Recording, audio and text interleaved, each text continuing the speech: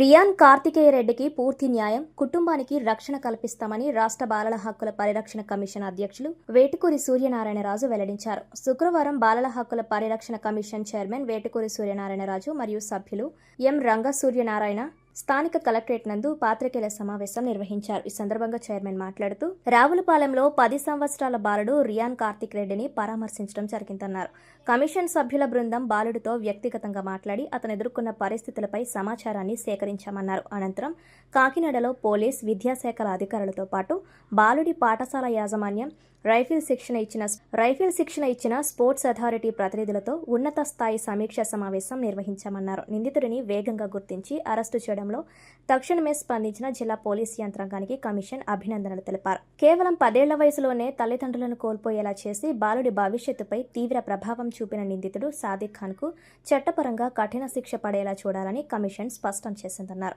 ఈ కేసు రాబోయే రోజుల్లో నిర్వీర్యం కాకుండా పక్కా సాక్ష్యాధారాలతో ఎంక్వైరీ వేగవంతం చేయాలని అధికారులను కమిషన్ కోరిందన్నారు. అలాగే ఈ కేసును కోర్టు తదుపరి కస్టడీ విచారణ కోసం ఈ నెల 2వ తేదీకి వాయిదా వేసినట్లు అధికారులు కమిషన్కు వివరించారన్నారు. మరోవైపు బాలుడి తాతయ్య భాస్కర్ రెడ్డి తెలిపిన వివరాల ప్రకారం విషయాలు బయటపెడితే తీవ్రవాదులకు అప్పగిస్తానని నిందితుడు బెదిరించినందున దీని వెనుక ఇంకా ఎవరైనా ఉన్నారా అనే కోణంలోనూ దర్యాప్తు జరపాలని కోరామన్నారు. ఈ నేపథ్యంలో బాలుడికి, అతని కుటుంబానికి తగిన రక్షణ కల్పించాలని కోనసీమ జిల్లా ఎస్పీని ఆదేశించడం జరిగిందన్నారు.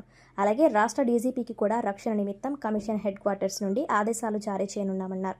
నౌకరాజు కుటుంబానికి న్యాయం చేకూర్చేలా కేసును త్వరితగతిన పూర్తి చేయాలని కమిషన్ కోరిందన్నారు. కార్యక్రమంలో సర్కిల్ ఇన్స్పెక్టర్ సిహెచ్ ప్రకాష్, బృంద సభ్యులు పాల్గొన్నారు. పత్రికా మిత్రులకు నమస్కారాలు. మా ఆంధ్రప్రదేశ్ రాష్ట్ర బాలల హక్కుల కమిషన్ తరపున నేను, అదేవిధంగా మా సభ్యులు గంగ సూర్యనారాయణ గారు, మరో సభ్యురాలు నాగమానస ఈరోజు రావులపాలెంలో రియాన్ కార్తిక్ రెడ్డిని పరామర్శ చేసి అతనితో వ్యక్తిగతంగా మాట్లాడి అతను ఎటువంటి పరిస్థితులను ఎదుర్కొన్నాడు అన్న విషయాలు తెలుసుకుని ఇప్పుడు కాకినాడలో పోలీస్ డిపార్ట్మెంటు, ఎడ్యుకేషన్ డిపార్ట్మెంటు, అలాగే రియాన్ చదువుతున్న స్కూల్ మేనేజ్మెంటు, అలాగే ఆ రైఫిల్ శిక్షణకి అతను గతంలో నేర్చుకున్న స్పోర్ట్స్ అథారిటీ వాళ్ళని పిలిపించి సమీక్ష చేయటం జరిగింది. ఇప్పటి వరకు పోలీస్ యంత్రాంగం కూడా అతన్ని చేయటంలో, అతన్ని మళ్ళీ అరెస్టు చేయటంలో స్పీడ్గా స్పందించటం, అరెస్టు చేయటం పట్ల ఆంధ్రప్రదేశ్ రాష్ట్ర బాలల హక్కుల కమిషన్ జిల్లా యంత్రాంగానికి శుభాకాంక్షలు తెలియజేస్తుంది. అదేవిధంగా ఈ కేసు రాబోయే రోజుల్లో నిర్వీర్యం కాకుండా కార్తికేయ రెడ్డి కేవలం 10 సంవత్సరాల వయసులో వాళ్ళ తల్లిదండ్రులను కోల్పోవటానికి కారకుడైన, అతను జీవితంలో ఆత్మ న్యూన్యత భావంతో ముందుకెళ్ళేలాగా ప్రవర్తించిన ఎవరైతే